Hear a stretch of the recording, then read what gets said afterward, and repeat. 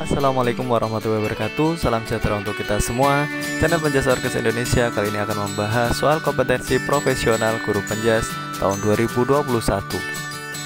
Tujuan video ini adalah menambah pengetahuan bagi guru PJOK dalam persiapan UKM PPG, UKG, dan tes CPNS atau P3K Guru Mapel PJOK. Kita mulai soal yang pertama. Guru dapat membantu perkembangan motorik anak secara emosional dengan cara A. Memodifikasi sarana dan prasarana, B. Memotivasi anak untuk bergerak, C. Mengkritik kesalahan gerak, D. Memberikan latihan drill, E. Membiarkan anak bermain. Jawabannya adalah B. Memotivasi anak untuk bergerak. Perkembangan motorik anak ditentukan oleh banyak faktor, misalnya gizi, lingkungan sosial ataupun alam, dan dukungan emosional. Dukungan emosional dari orang dewasa di sekitar anak, seperti orang tua, guru, atlet role model, akan memberikan motivasi anak untuk mencoba tugas gerak baru dan mengulangnya sampai tingkat mahir. Soal berikutnya. Untuk menguasai suatu keterampilan gerak, seseorang harus melalui tahapan-tahapan tertentu. Pada fase manakah belajar gerak ini membutuhkan waktu yang lebih lama? A. Asosiatif, B. Kognitif, C. Otomatis, D. Manipulatif, atau E. Fundamental. Jawabannya adalah A. Asosiatif. Berikut gambar bagan fase belajar gerak. Secara berurutan, tahap gerak dimulai dari fase kognitif dan diakhiri dengan fase otomatisasi. Fase asosiatif menempati ruang terbesar dan terpanjang, di mana di dalamnya banyak terjadi latihan-latihan. Soal berikutnya. Menurut Galahu, tahap perkembangan gerak pada usia 4 hingga 5 tahun adalah A. Fase penerapan, B. Tahap gerak sederhana, C. Fase prakontrol, D. Fase gerak khusus tahap peralihan, atau E. Fase penerimaan informasi. Jawabannya adalah B. Tahap gerak sederhana. Pada usia 1 tahun sampai 2 tahun fase prakontrol, sedangkan 2 tahun sampai 3 tahun fase gerak dasar tahap awal, 4 sampai 5 tahun tahap gerak sederhana, 6 sampai 7 tahun tahap kematangan, 7 sampai 10 tahun fase gerak khusus tahap peralihan, 11 sampai 12 tahun tahap penerapan, 14 tahun ke atas tahap pemantapan atau pemanfaatan dalam kehidupan sehari-hari. Soal berikutnya. Urutan fase-fase belajar gerak adalah A. Asosiatif, otomatisasi, kognitif, B. Otomatisasi, asosiatif, kognitif, C. Kognitif, asosiatif, otomatisasi, D. Kognitif, otomatisasi, asosiatif, atau E. Asosiatif, kognitif, otomatisasi. Jawabannya adalah C. Kognitif, asosiatif, dan otomatisasi. Menurut Fit dan Posner, ada 3 tahapan dalam belajar gerak, yaitu pertama tahap kognitif, yang kedua tahap asosiatif, dan yang ketiga tahap otomatisasi. Pada tahap kognitif, anak berusaha memahami keterampilan motorik serta apa saja yang dibutuhkan untuk melakukan suatu gerakan tertentu. Pada tahap ini, dengan kesadaran mentalnya, anak berusaha mengembangkan strategi tertentu untuk mengingat gerakan serupa yang pernah dilakukan pada masa yang lalu. Sedangkan pada tahap asosiatif, anak banyak belajar dengan cara coba-coba kemudian meralat, trial dan error. Penampilan atau gerakan akan diproses agar tidak melakukan kesalahan kembali di masa mendatang. Tahap ini adalah perubahan strategi dari tahapan sebelumnya, yaitu dari apa yang harus dilakukan menjadi bagaimana melakukannya. Kemudian yang terakhir adalah tahap otomatisasi. Pada tahap otomatisasi, gerakan yang ditampilkan anak merupakan respon yang lebih efisien dengan sedikit kesalahan. Anak sudah menampilkan gerakan secara otomatis. Soal berikutnya. Gerakan yang di dalam pelaksanaannya melibatkan otot-otot halus sebagai basis utama gerakan adalah pengertian dari A. Keterampilan gerak halus, B. Keterampilan gerak agal, C. Keterampilan gerak kasar, D. Keterampilan gerak, atau E. Keterampilan dasar. Jawabannya adalah A. Keterampilan gerak halus. Keterampilan gerak halus atau fine motor skill melibatkan otot-otot halus, sebagaimana terjadi pada keterampilan gerak menarik senapan dan melepas anak panah dalam memanah. Soal berikutnya, keterampilan gerak di mana pelaksanaannya terjadi pada kondisi lingkungan yang tidak berubah dan stimulus gerakannya timbul dari dalam diri si pelaku sendiri, seperti dalam gerakan mengguling pada senam lantai, adalah bentuk keterampilan A. Fundamental, B. Keterampilan tertutup, C. Keterampilan gerak sederhana, D. Keterampilan terbuka, atau E. Keterampilan gerak kontinu. Jawabannya adalah B. Keterampilan tertutup. Keterampilan gerak tertutup atau closed skill adalah keterampilan gerak yang berkaitan dengan lingkungannya, di mana keterampilan gerak yang dilakukan dalam lingkungan yang relatif stabil dan dapat diduga, semisal bowling, golf, panahan, senam, dan renang. Berbeda dengan keterampilan terbuka, di mana lingkungan tidak dapat diduga, seperti bermain sepak bola, gulat, di mana gerakannya akan tergantung pada lawan saat kita bermain. Soal berikutnya, menyampaikan materi servis bawah dalam bola voli dengan cara mengulang-ulang gerakannya akan lebih cocok untuk siswa yang masih dalam tahap belajar gerak. A. Asosiatif, B. Afektif, C. Psikomotor, D. Otomatisasi, atau E. Motorik. Jawabannya adalah A. Asosiatif.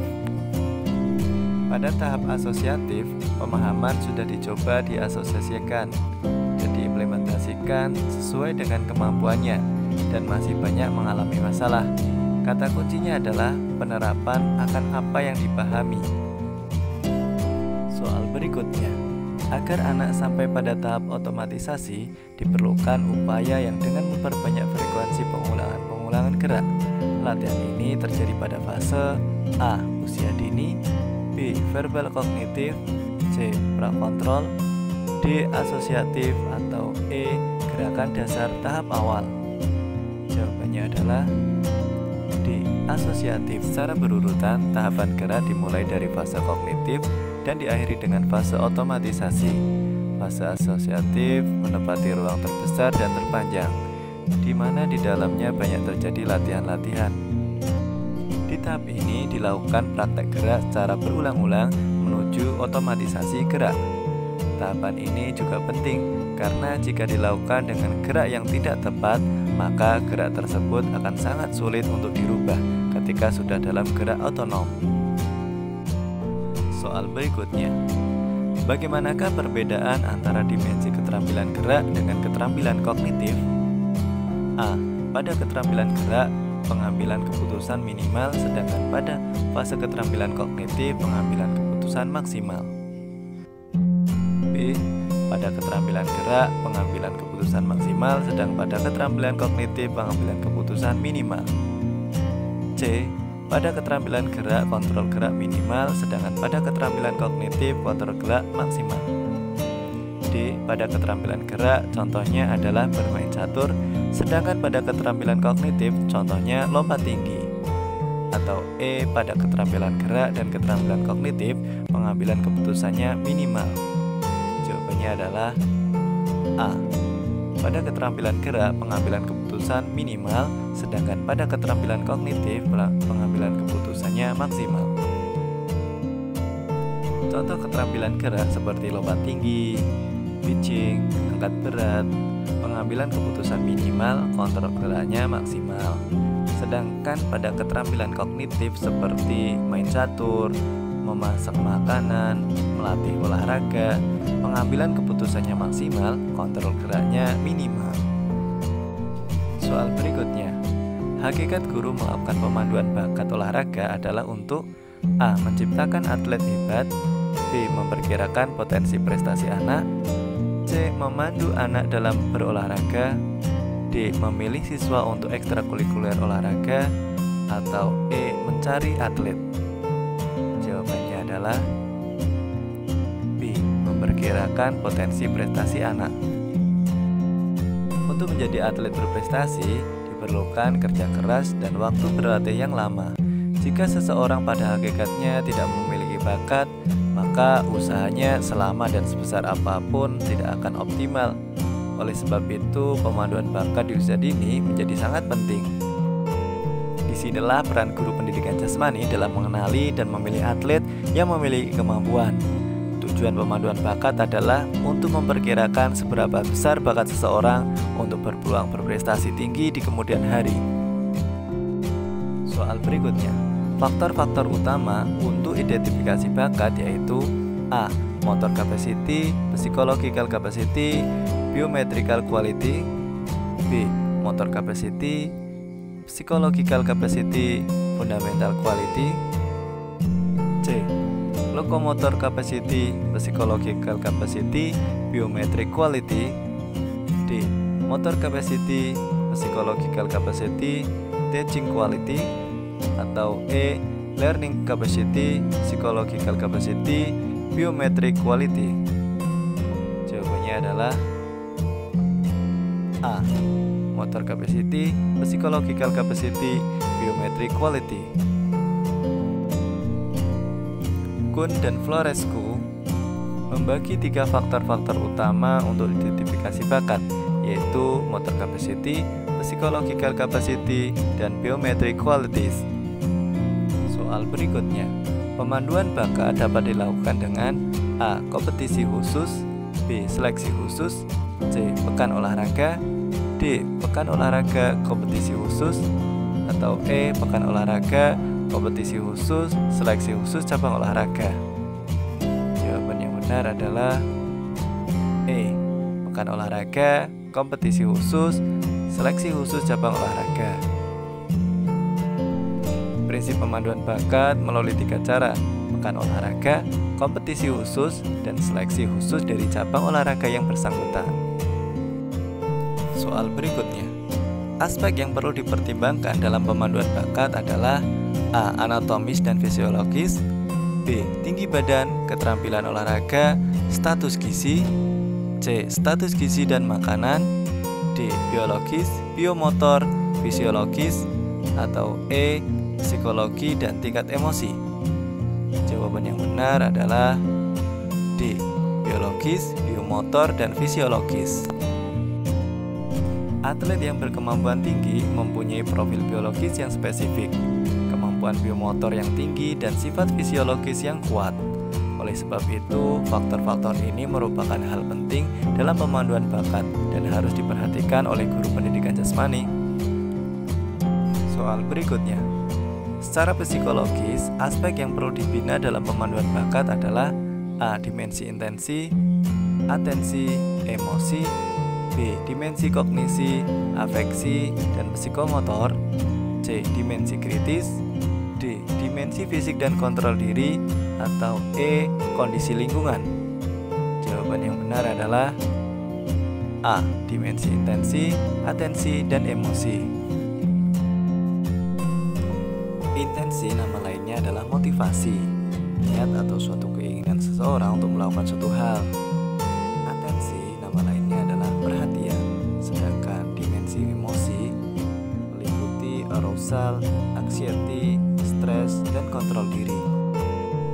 Arousal adalah dorongan atau kesiapan fisiologis dan psikologis seorang atlet yang dibutuhkan dalam kinerja olahraga. Sedangkan anxiety atau cemas adalah perasaan gugup atau gelisah. Hal-hal di atas merupakan aspek yang perlu dibina dalam pemanduan bakat oleh guru penjas orkes. Soal berikutnya, bentuk tes untuk mengetahui koordinasi adalah A. Flexibility panggul, B. Lari 30 meter, C. Ergometer, D. Lempar tangkap bola, atau E. Step test. Jawabannya adalah D. Lempar tangkap bola. Melempar dan menangkap merupakan gerakan yang membutuhkan porsi koordinasi yang lebih besar antara mata, tangan, kaki, otak, dan lain sebagainya. Soal berikutnya, seorang pemain menggenggam raket dengan kencang. Otot yang bekerja untuk menggenggam raket tersebut adalah kontraksi, A. Isotonik, B. Isometrik, C. Eksentrik, D. Fleksi, atau E. Ekstensi. Jawabannya adalah B. isometrik. Disebut isometrik diambil dari istilah iso yang artinya tetap dan metrik yang menggambarkan ukuran. Kontraksi isometrik adalah kontraksi di mana otot tidak mengalami perubahan ukuran. Soal berikutnya, rangka tubuh manusia dikelompokkan menjadi dua bagian, yaitu A. Aksial dan apendikular, B. Tulang rawan dan keras, C. Anterior dan superior, D. Aksial dan anterior, atau E. Apendikular dan posterior. Jawaban yang benar adalah A. Aksial dan apendikular. Rangka manusia dikelompokkan menjadi dua bagian, yaitu bagian poros tubuh atau disebut aksial dan bagian alat gerak atau apendikular. Bagian aksial terdiri dari 80 tulang pada manusia dewasa pada umumnya, sedangkan apendikular terdiri atas 126 tulang. Soal berikutnya, pada pendidikan jasmani, pengetahuan guru akan biomekanika digunakan untuk A. Menganalisis kesalahan siswa, B. Menganalisa teknik gerak yang aman, efektif, dan efisien, C. Meningkatkan prestasi belajar, D. Membuat silabus, atau E. Merevisi kurikulum gerak. Jawaban yang benar adalah B. Menganalisa teknik gerak yang aman, efektif, dan efisien. Menurut Suharsono, menyoroti antara pendidikan jasmani dan olahraga terdapat perbedaan yang berarti. Meskipun pendidikan jasmani selalu dilengkapi dengan olahraga, pada pendidikan jasmani, pengetahuan guru akan biomekanika olahraga cukup untuk yang pertama, menganalisa teknik gerak yang aman, efektif, dan efisien. Yang kedua, membedakan antara teknik gerak yang benar dan yang salah. Yang ketiga, mengevaluasi, mengidentifikasi kesalahan, kemudian membetulkannya. Dan keempat, menemukan cara yang baru yang lebih baik. Soal berikutnya, dasar-dasar fisika yang digunakan dalam biomekanika adalah A. Kekuatan, panas, dan cahaya, B. Keseimbangan, gerak, dan gaya, C. Gravitasi, pendulum, dan elektromagnetik, D. Temperatur, gaya, dan periode, atau E. Massa, gaya, pengungkit. Jawaban yang benar adalah B. Keseimbangan, gerak, dan gaya. Dasar fisika seperti keseimbangan, gerak, dan gaya juga terdapat dalam lingkup gerak manusia, khususnya olahraga. Keseimbangan berhubungan dengan titik gravitasi. Gerak adalah respon dari rangsangan dengan kesatuan rangka, otot, dan syaraf. Soal berikutnya, ilmu-ilmu yang menunjang biomekanika adalah A. Matematika, biologi, dan kinesiologi, B. Biologi, mekanika, dan motorik, C. Mekanika, terapan, biologi, dan fisiologi, D. Kimia, fisika, dan matematika, E. Biomotorik. Jawabannya adalah C. Mekanika, terapan, biologi, dan fisiologi. Disiplin ilmu biomekanika tidak berdiri dengan sendirinya, melainkan ditunjang oleh disiplin ilmu-ilmu yang lainnya, seperti anatomi, fisiologi, dan fisika. Kemudian dasar-dasar atau prinsip dari ketiga bidang ilmu itu menjadi dasar suatu disiplin ilmu yang disebut dengan biomekanika. Oke, sekian dulu pembahasannya. Kita lanjut ke ulasan berikutnya ya. Semangat belajar dan semoga lolos tes tahun ini. Terima kasih, sampai ketemu di video selanjutnya.